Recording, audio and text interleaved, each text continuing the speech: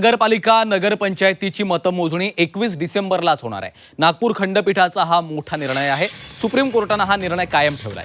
दोन्ही टप्प्यामधील निवडणुकांचा निकाल आता एकत्रच लागणार आहे, यावर शिक्कामोर्तब झालेला आहे। नगरपालिका आणि नगरपंचायतीची मतमोजणी 21 डिसेंबरलाच होणार आहे। नागपूर खंडपीठाचा निर्णय सुप्रीम कोर्टाने कायम ठेवलाय। दोन्ही टप्प्यामधील निवडणुकांचा निकाल आता एकत्रच लागणार आहे।